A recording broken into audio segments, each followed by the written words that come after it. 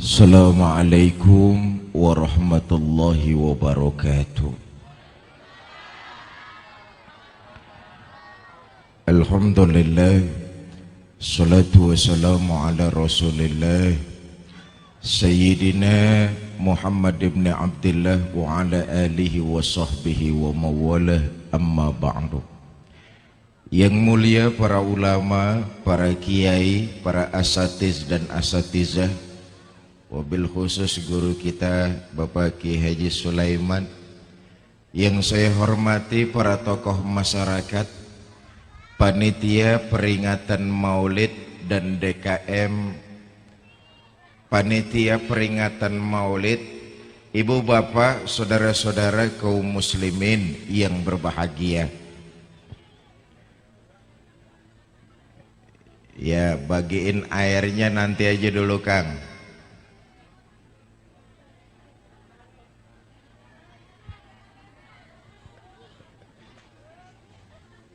Ya.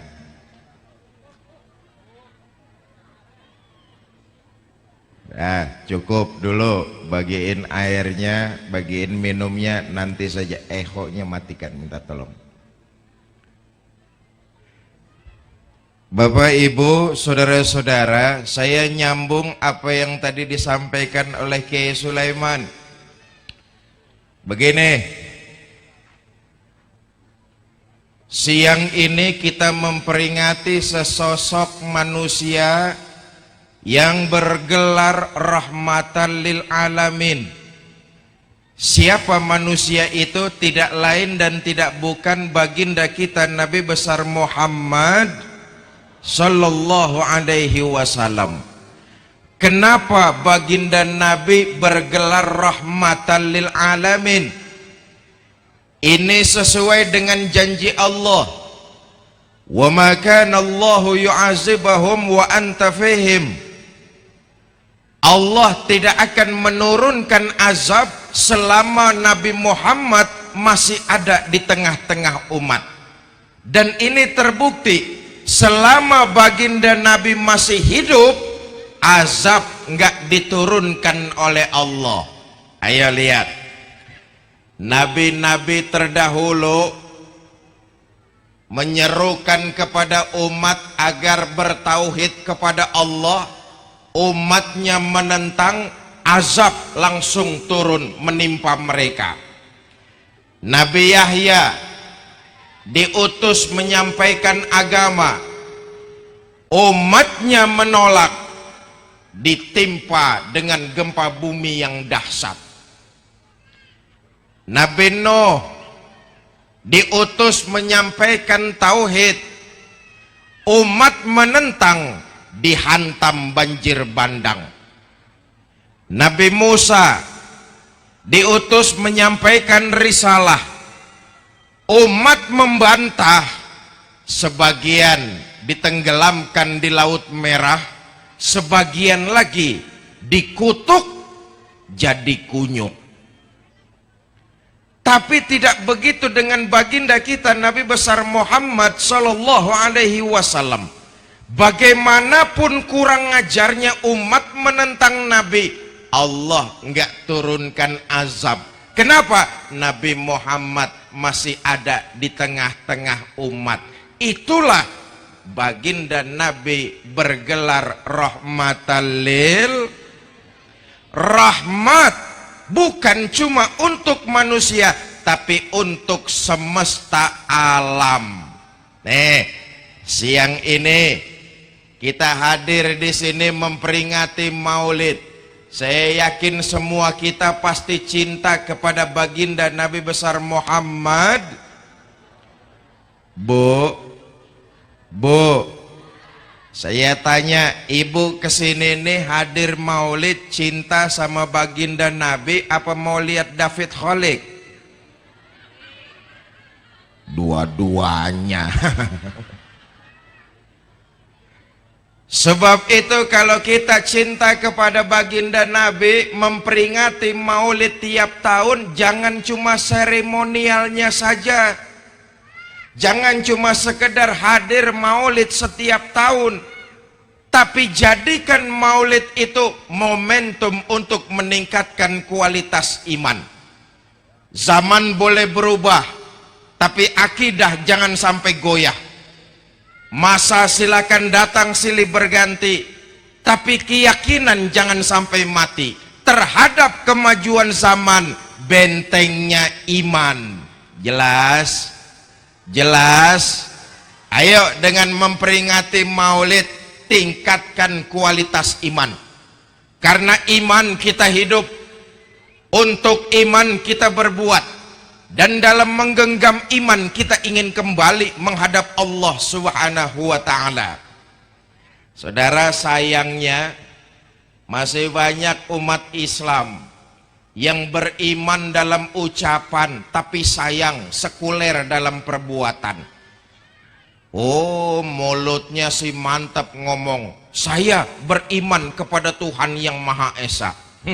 Dengar di kantor mau ada mutasi jabatan, kasak kusuk nyari mbah. Ini beriman dalam ucapan namanya nih, sekuler dalam perbuatan. Sholatnya mah menghadap Allah, tapi dagangan mau laris ngadep dukun. Besok-besok Fatihahnya diganti saja, iyyaka na'budu wa dukun nasta'in.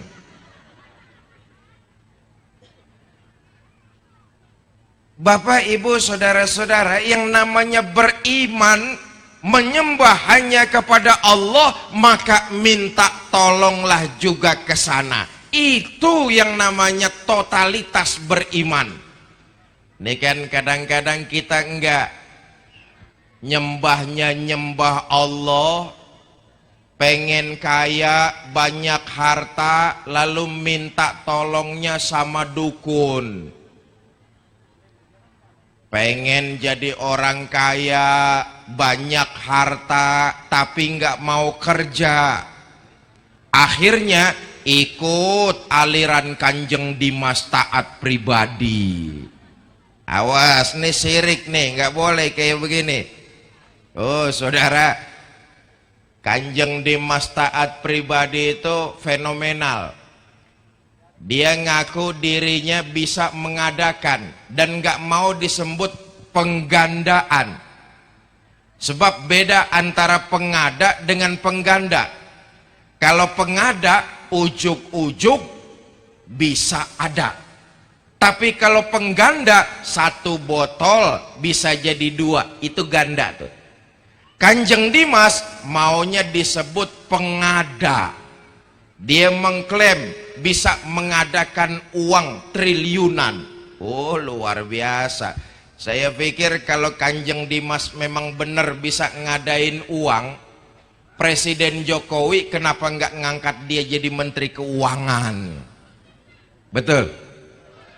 Apalagi sekarang negara kita ini ekonominya sedang terpuruk. Keuangan negara kita sedang terseok-seok.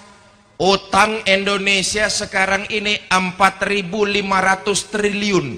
Ya Allah, 4.500 triliun. Ini rahasia negara, jangan ngomong siapa-siapa. Bunganya yang harus kita bayar itu 240 triliun. Bunganya saja tuh 240 triliun. Besar apa enggak tuh uang? Banyak apa enggak? Banyak. Oh, 240 triliun kalau dibelikan cendol secantilan ngambang di cendol nih.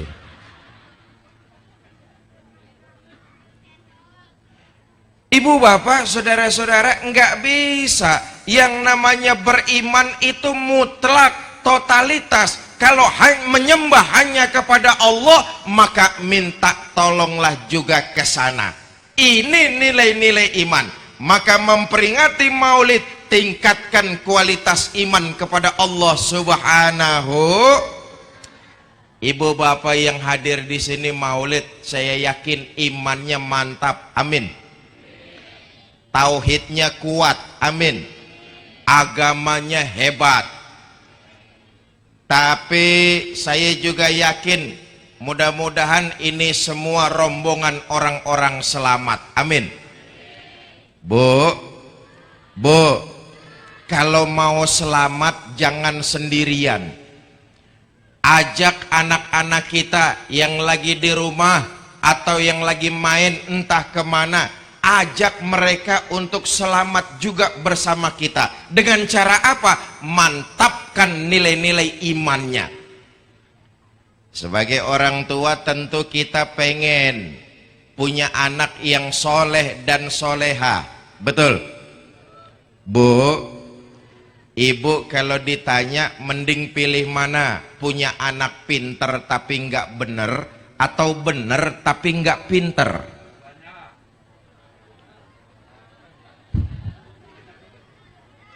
Idealnya pinter juga bener. Betul? Untuk pintar jawabannya ilmu pengetahuan. Untuk benar jawabannya nilai-nilai iman kepada Allah Subhanahu wa ta'ala. Nah, sekarang kita lihat di masyarakat kita, masyarakat lebih bisa menerima orang yang benar walaupun rada sedikit pintar. Masyarakat kita lebih bisa menerima orang yang benar. Udah capek kita ini masyarakat Cirebon dibohongin sama orang yang ngakunya pinter tapi sayang nggak bener. Apa buktinya? Oh, disuruh ngurusin laut malah jadi bajak laut. Disuruh ngurusin hutan malah ikut jadi orang utan. Disuruh ngurusin beras malah nimbun beras. Yang celaka disuruh ngurusin hukum malah bikin hukum seperti pisau, tajam ke bawah tapi tumpul ke atas. Kalau rakyat miskin yang salah, hukum cepat-cepat ditegakkan. Tapi kalau yang kaya dan berkuasa salah, hukum sering pura-pura nggak tahu.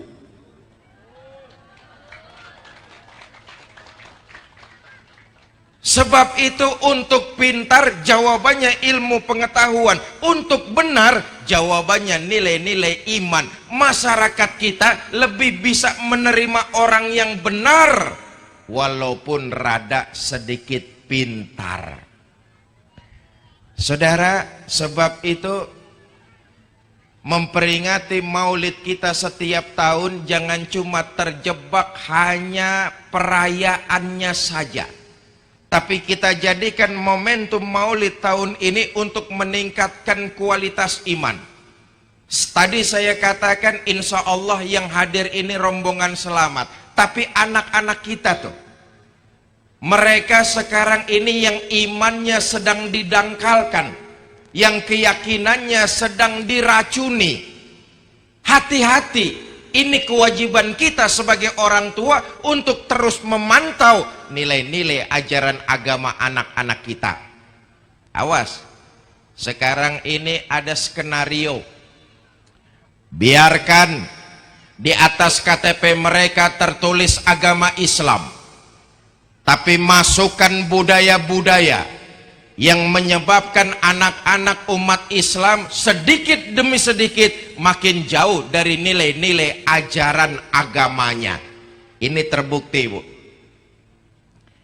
Lihat saja, sekarang ini kita dibanjiri budaya-budaya asing.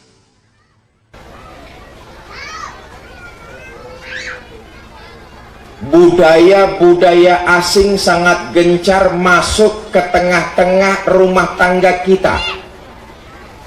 Islam tidak antipati dengan budaya asing. Islam moderat, terbuka, selama membawa manfaat dan kemaslahatan untuk umat dan rakyat, Islam terima. Tapi kita tahu bersama budaya-budaya asing, jangankan dengan nilai ajaran agama, dengan budaya luhur orang Cirebon banyak sekali yang sangat bertentangan. Betul. Kadang-kadang kita juga sih Orang-orang cantilan nih sering latahan. Bu, ibu tahu latahan?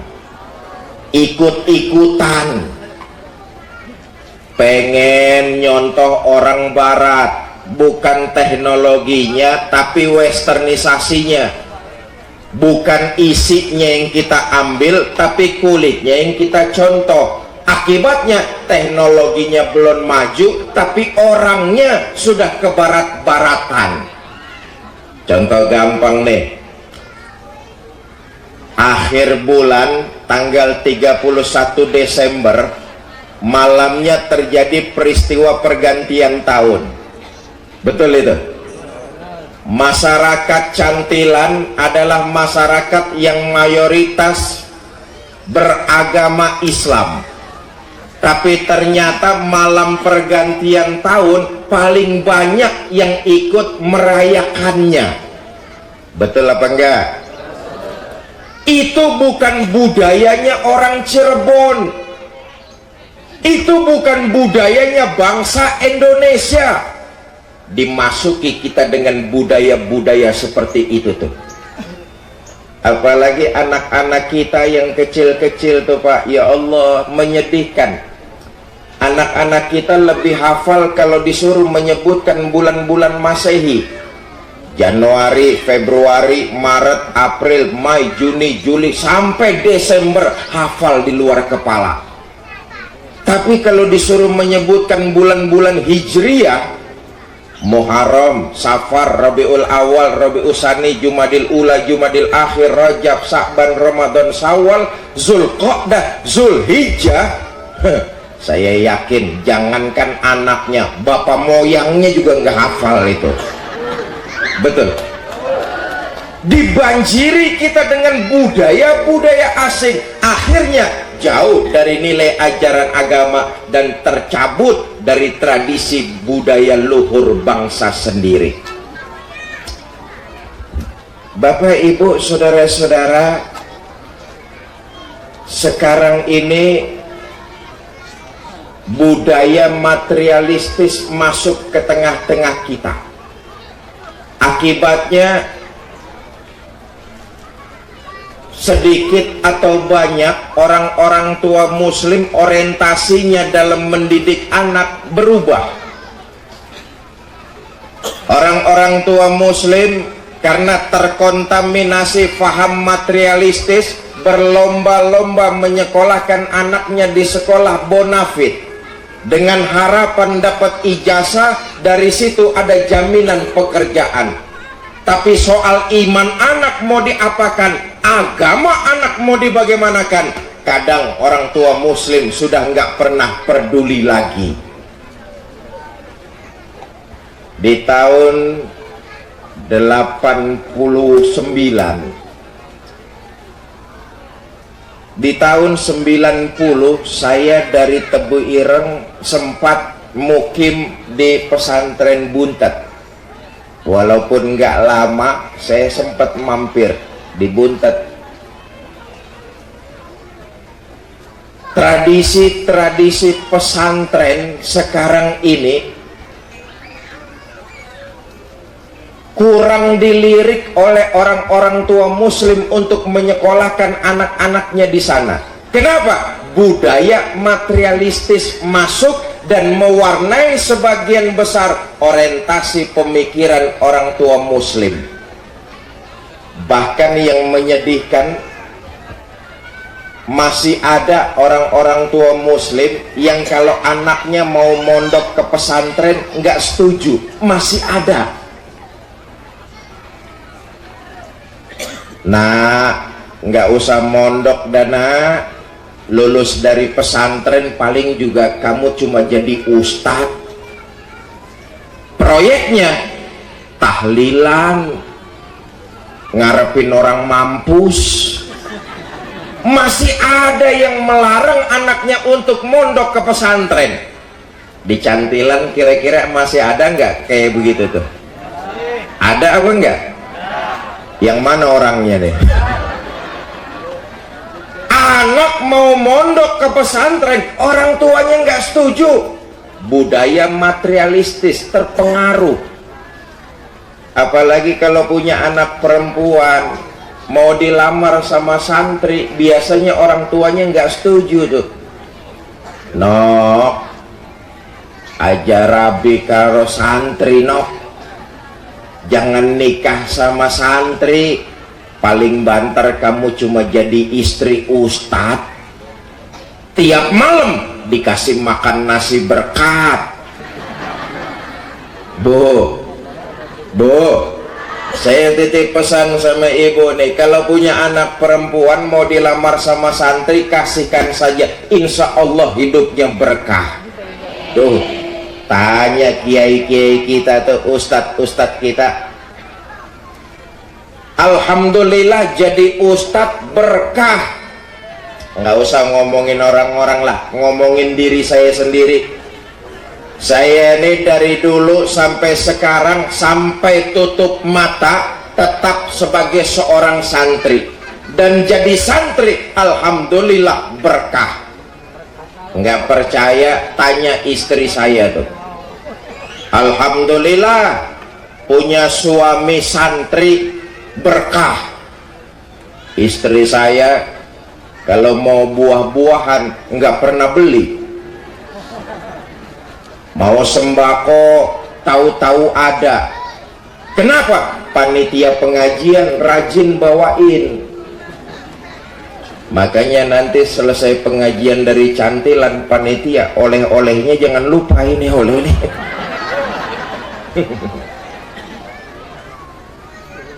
Begini nih, cantilan nih masyarakatnya dikenal taat dengan nilai agama dan kuat memegang tradisi budaya. Betul ya? Orang-orang cantilan kan dikenal seperti itu tuh. Cirebon masyarakatnya dikenal kuat dengan agama dan taat memegang tradisi budaya. Dulu di sini ada satu tradisi, kalau anak perempuannya mau dilamar orang, calon mertua akan bertanya kepada calon menantunya, kamu mau melamar anak perempuan saya, memangnya kamu sudah berapa kali khatam Al-Quran? Sudah berapa juz yang kamu hafal? Kitab apa yang sudah kamu kuasai? Dulu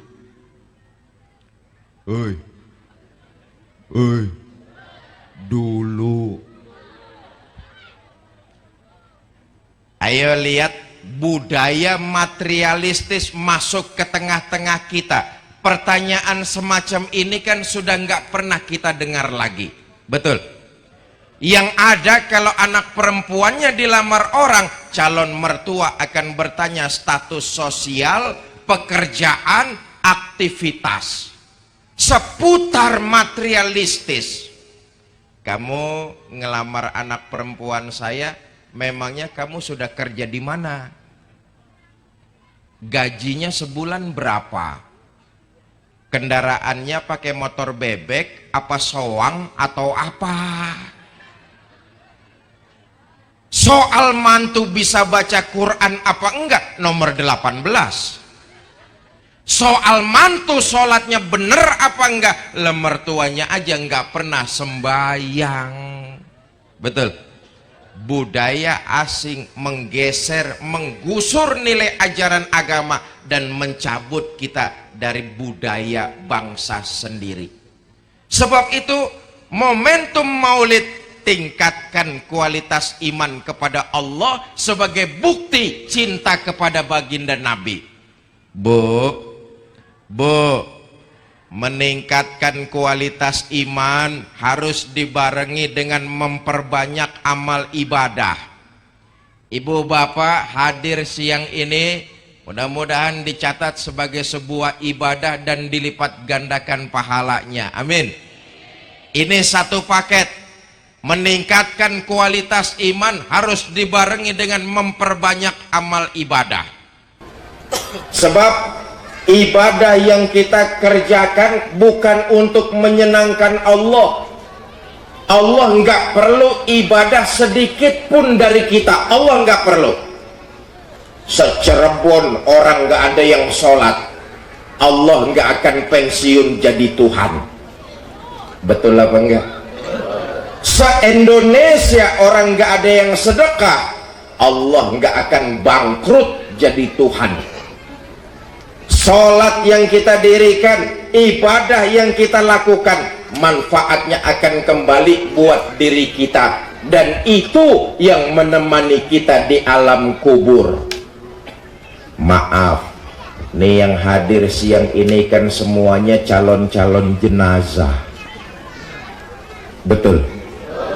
Nih semuanya pasti bakalan mati. Bapak-bapak yang di depan saya bakal mati apa enggak ini? Mati. Ibu-ibu yang sebelah sini nih bakal mati apa enggak ini? Mati. Yang sebelah sini bakalan mati apa enggak? Mati. Saya yang lagi diri di sini bakal mati apa enggak? Mati.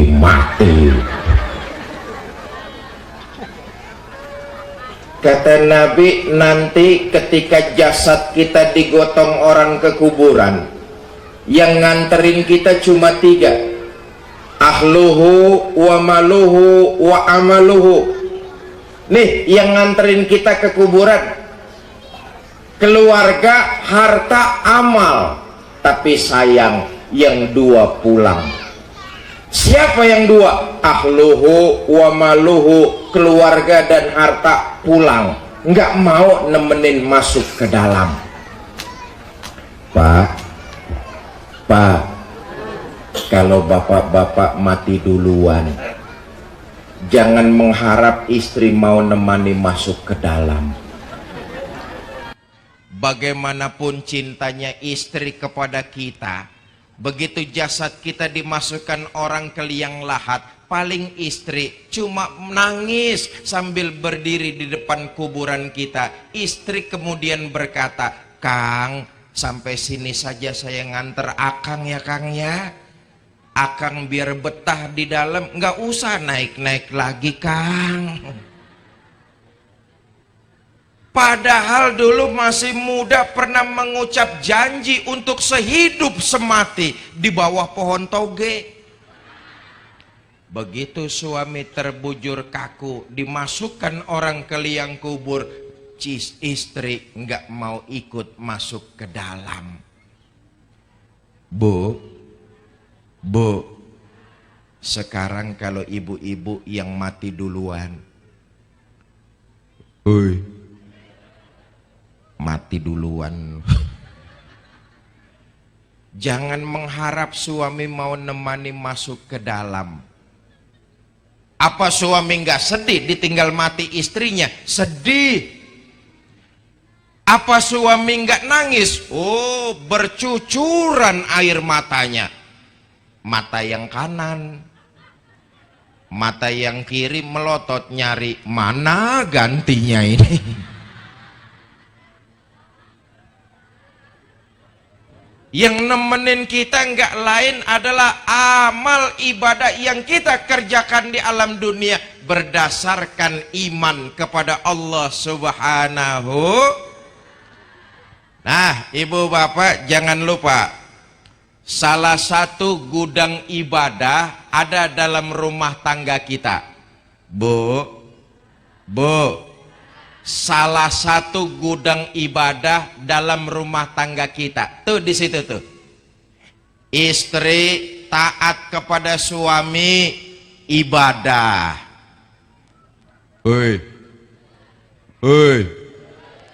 Urusan taat sama suami belaga budeg lu ya. Mau kemana-mana izin sama suaminya, cium tangan suaminya. Nih tadi mau ngaji izin nggak sama suaminya nih? Cium tangan suaminya. Boro-boro cium tangan, yang ada kadang-kadang campur merentah. Kang, saya mau arisan. Itu jemuran kalau hujan tolong angkatin ya Kang.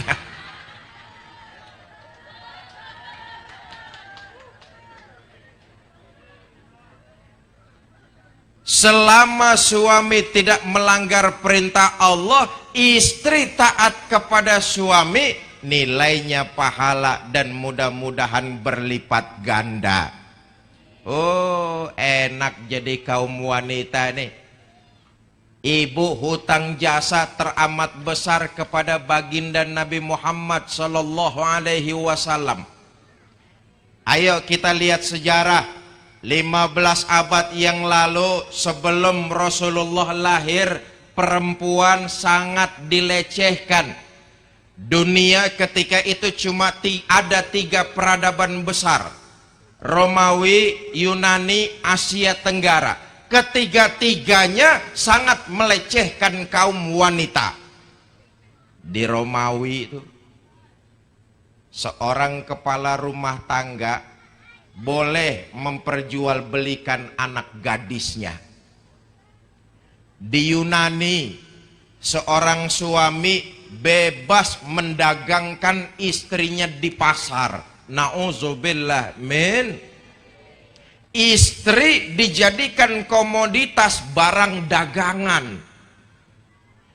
Di Asia Tenggara, di Cina, dinasti terakhir kerajaan Ming di Cina itu pernah membangun istana dengan 1000 kamar.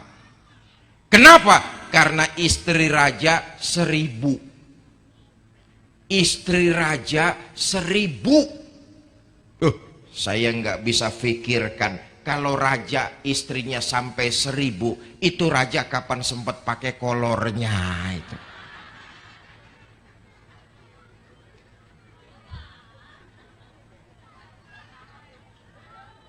Pikirin, jangan bayangin, jorok loh.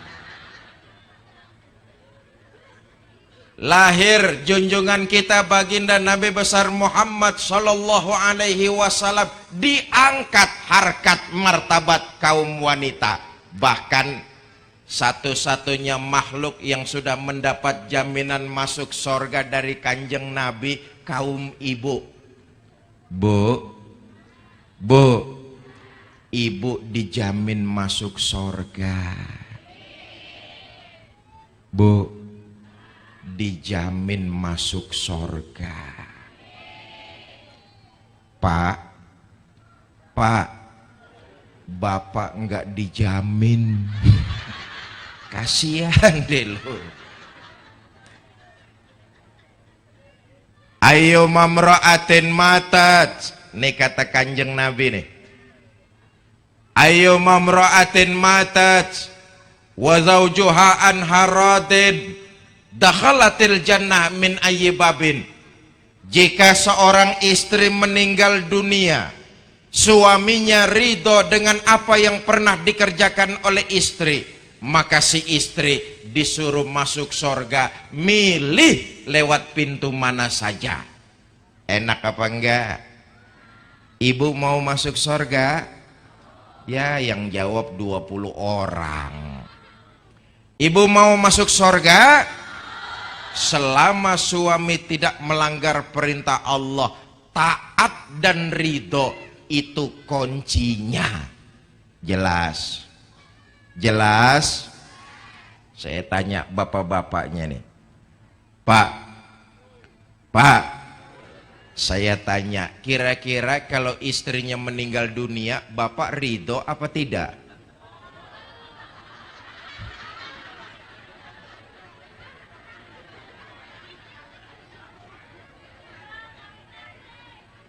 Kawin lagi. Mudah-mudahan nih istri-istri solehah semua, calon-calon penghuni sorga. Apalagi saya lihat ibu-ibu cantilan hadir maulid, cantik-cantik. Tadi panitia ngasih tahu, Ustadz, ibu-ibu datang dari jam 7. Sekarang sudah jam setengah 12 lewat. 4 jam duduk, saya lihat bedaknya nggak ada yang luntur nih.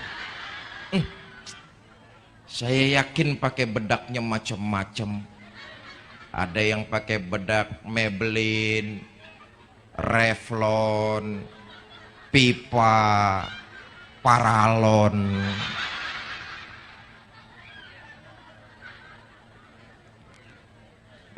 Mau maulid di Cantilan nih, mau datang ngaji ke sini pasti wangi-wangi semua. Betul ya? Tapi sayang, ibu-ibu kita lebih banyak wangi di luar rumah ketimbang di dalam rumah. Ngaku aja loh. Kalau mau kemana-mana, ibu-ibu kita lebih sering wangi. Mau arisan, wangi. Mau kondangan, wangi. Mau pengajian, wangi. Mau tidur sama suami, bau curut.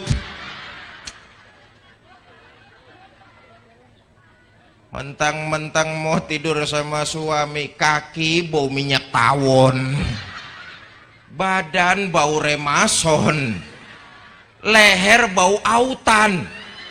Dicium sama suami, kata suami, "Neng, lu bau jurik apa bebegig nih?"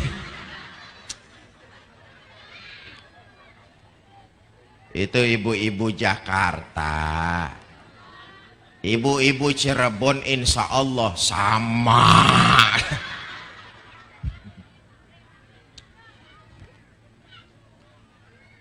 Tapi biar bagaimanapun kita ini kaum bapak. Pak, biar bagaimanapun kita ini kaum bapak harus mengakui bahwa yang paling sayang sama anak kita umumnya kaum ibu. Bapak kurang tapi sayang sama anak. Apa buktinya? Bapak kalau makan di mana saja dia nggak pernah ingat sama anaknya. Betul-betul. Tenang dulu Pak, nanti ada gilirannya lagi. Tenang.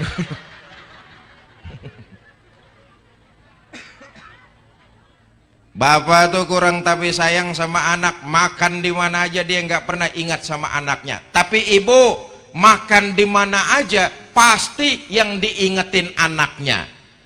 Betul? Makanya ibu-ibu dikenal tukang ngumpetin makanan.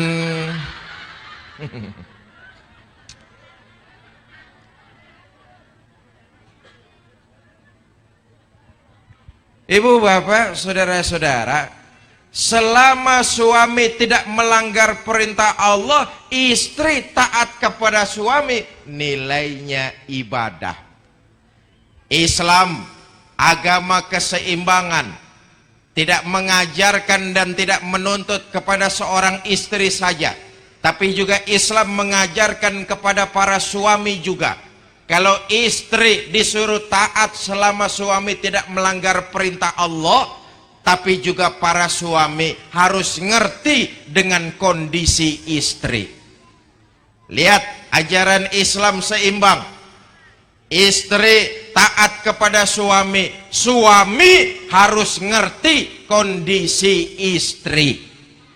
Seimbang.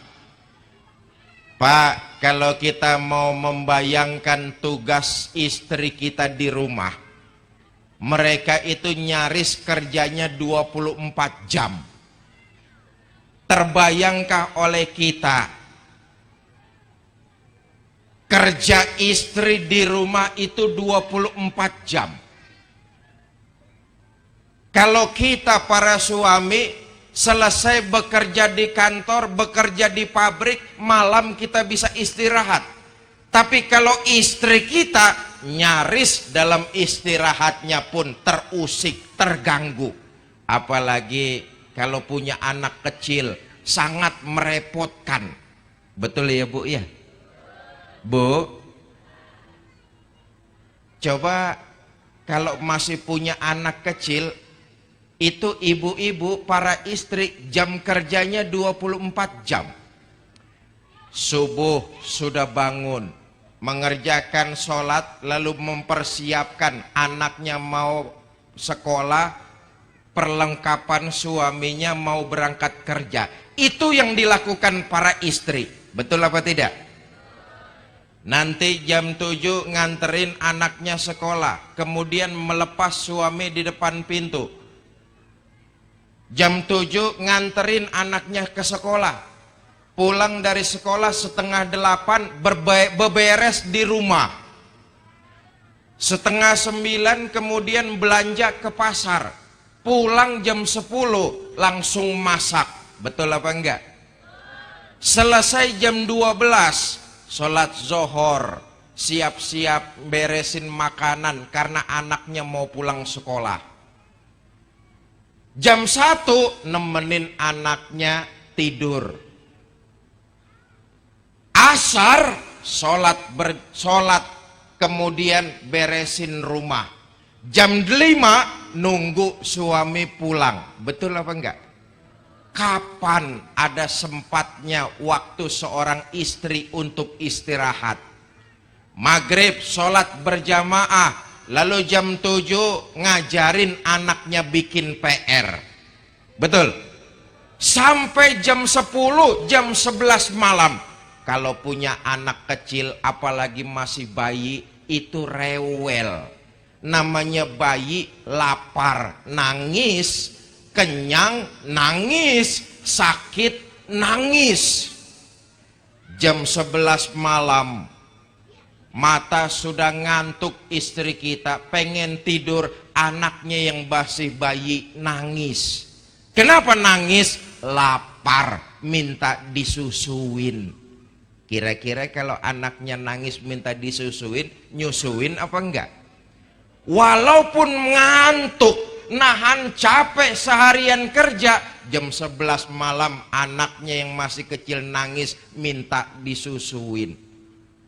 Disusuin sampai jam 12 malam, sampai jam setengah 1 kadang-kadang. Anaknya selesai nyusu,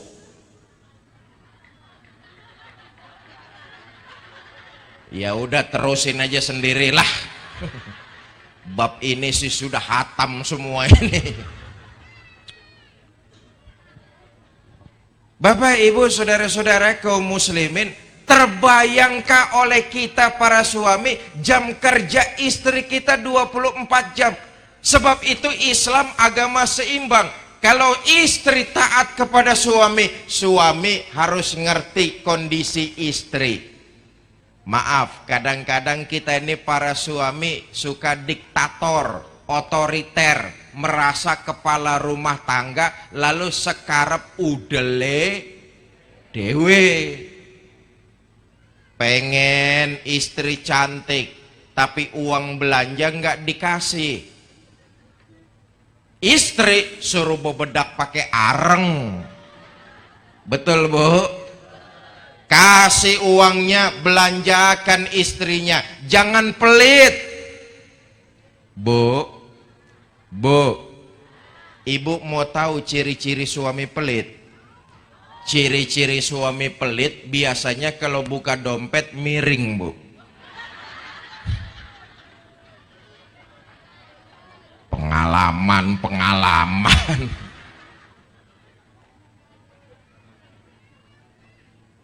Ayo, nih, siang ini kita memperingati Maulid, mengambil contoh baginda Nabi sebagai uswah, teladan dan panutan buat umat Islam, termasuk menjadi suami. Panutannya baginda Nabi besar Muhammad. Oh, Nabi itu paling lembut dan paling perhatian. Beliau sangat lembut kepada istrinya dan perhatian kepada keluarganya. Dalam sirah nabawiyah bisa kita temukan baginda Nabi itu kalau manggil istrinya dengan kalimat ya Humaira, hai yang kemerah-merahan. Ini bertanda bahwa baginda kita tipe suami romantis. Beliau kalau manggil istrinya dengan kalimat ya Humaira, hai yang kemerah-merahan. Bahasa anak sekarangnya, ada apa beb? Romantis baginda Nabi kepada istri. Pak, Jangan salah, walaupun kelihatannya sepele, panggilan itu ternyata membawa dampak keharmonisan dalam rumah tangga kita. Kelihatannya memang sepele, tapi panggilan membawa dampak dalam keharmonisan berumah tangga. Maaf, kita ini para suami kan kadang-kadang enggak terlalu jujur tapi nyakitin. Sudah tahu istrinya hitam, kalau manggil buluk sini loh nih. Nih jujur tapi nyakitin ini. Nabi mengajarkan kepada kita para suami untuk romantis kepada istri, manggil dengan panggilan lembut. Kelihatannya memang sepele, tapi dapat membangkitkan keharmonisan dalam berumah tangga. Bapak, Ibu, saudara-saudara, sebab itu memperingati Maulid, tingkatkan kualitas iman, memperbanyak amal ibadah. Satu, gudang ibadah ada dalam rumah tangga kita. Yang kedua, Bapak Ibu, ibadah yang kita kerjakan atas dasar iman diantaranya adalah memakmurkan masjid dan musola-musola kita. Itu nilainya juga ibadah. Makmurkan masjid-masjid kita, makmurkan musola-musola kita. Dengan apa? Dengan sholat sajalah yang wajib. Sebab kata Nabi, awwalu ma yuhasabu bihil abdu yaumal qiyamah as-sholah. Amalan yang nanti di akhirat bakalan ditanya adalah amalan ibadah sholat. Dan rupa-rupanya sholat inilah ciri pengikut baginda Nabi besar Muhammad. Semua kita akan mengalami, ini pasti akan terjadi. Semua kita nanti di akhirat akan ditanya, kamu siapa? Saya, Pak. Saya siapa? Saya pengikutnya Nabi Muhammad. Benar? Benar, Pak. Baik, kalau kamu ngaku jadi pengikut Nabi Muhammad, ciri pengikut Nabi Muhammad itu rajin mendirikan sholat. Dulu waktu tinggal di Cirebon pernah sholat? Pernah, Pak. Berapa banyak? Enggak banyak-banyak, Pak. Setahun cuma 2 kali. Ya, kita renung, kemudian kita hitung ibadah sholat deh, karena ini ciri pengikut baginda Nabi. Renung dan hitung. Sehari semalam Allah memberi kita waktu 24 jam. Betul. Dalam waktu 24 jam Allah cuma minta kepada kita untuk 5 kali lapor, yaitu lewat sholat 5 waktu. Ini yang wajib nih. Tadi kita renung, sekarang kita hitung. Bapak Ibu, sholat itu yang bagus, taruhlah sekali sholat waktunya 10 menit. 10 menit itu sholat sudah bagus benar. Yang sedang-sedang taruhlah waktunya 5 menit. Yang kilat khusus 2 menit. 2 menit. Ini cepat, perangkonya gambar geledek soalnya nih Kang nih. Kita ambil yang tengah-tengah saja, sekali sholat 5 menit. 5 kali 5 waktu kan cuma 25 menit. Sisanya 23 jam 35 menit silakan kau gunakan untuk keperluanmu. Cuma 25 menit Allah minta kita lapor. Ini saja masih banyak di antara kita yang belum mengerjakannya. Betul. Saya bangga dan bersyukur. Tadi dibisikin sama panitia, Ustadz, alhamdulillah orang-orang cantilan sih sholat berjamaahnya rajin-rajin. Oh, apalagi kalau sholat subuh berjamaah, masjid penuh sampai keluar-luar. Oh, nggak ada yang di dalam.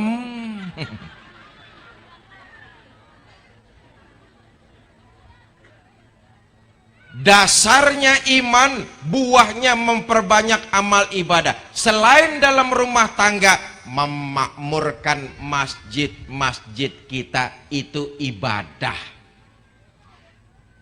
Saya ingin menyampaikan autokritik. Ini kritik membangun, konstruktif. Sebab dakwah mengantarkan saya dari Sabang sampai Merauke, dari Aceh sampai Papua. Dari pengalaman tersebut bisa saya simpulkan bahwa memang kita juga yang kurang merawat dan menjaga serta memakmurkan tempat-tempat ibadah kita. Ini autokritik. Kita ini umat Islam dalam memakmurkan masjid sering kalah oleh orang Kristen memakmurkan gereja. Kenapa? Kita sendiri umat Islam sering sembrono, tidak pernah mau menjaga kenyamanan masjid. Apa buktinya? Lihat, kalau masjid sudah tidak nyaman, apa saja yang geletak pasti hilang. Betul. Jam dinding hilang, ampli hilang, kotak amal hilang. Kita umat Islam sembrono, tidak pernah mau menjaga kenyamanan masjid. Apa saja yang geletak hilang. Lihat di gereja luar biasa nyaman. Apa buktinya? Piano nggak pernah hilang piano tuh. Kita di masjid jangankan piano, sendal butut masih diambil orang. Betul. Konon katanya ya, di masjid, di musola cuma dua yang gak bakalan hilang tuh. Pertama, beduk. Nih beduk gak bakalan hilang. Biar malam takbiran dibawa muter sama anak-anak, mau subuh beduk sudah balik lagi ke tempatnya tuh. Yang kedua yang gak bakalan hilang katanya keranda jenazah, katil, gak bakalan hilang tuh. Bapak Ibu, lagi-lagi di akhir saya ingin menegaskan, dengan memperingati Maulid, jadikan momentum meningkatkan kualitas iman, memperbanyak amal ibadah, karena ibadah inilah yang akan menemani kita di akhirat nanti. Mari sama-sama kita baca suratul Fatihah. Mudah-mudahan kita semua yang hadir di sini dipanjangkan umur dalam taat kepada Allah. Amin. Diberikan rumah tangga yang sakinah, mawadah dan rahmah, dikaruniakan keturunan yang soleh dan soleha, diwafatkan dalam kondisi husnul khatimah, dan mendapat syafaat dari Nabi kita Muhammad sallallahu alaihi wasallam. Ala hazini wa ala kulli niyatin salihah. Al-Fatihah. Bismillahirrahmanirrahim. Alhamdulillahirabbil alamin. Ar-Rahmanir-Rahim, Maliki Yaumiddin. Iyyaka na'budu wa iyyaka nasta'in. Ihdinas siratal mustaqim. Siratal ladzina an'amta 'alaihim. Rabbighfir lana wa liwalidina amin. Ini saja yang dapat saya sampaikan, mudah-mudahan ada manfaat, lebih kurang saya mohon maaf. Wallahul muwaffiq ila aqwamit thariq. Assalamualaikum warahmatullahi wabarakatuh.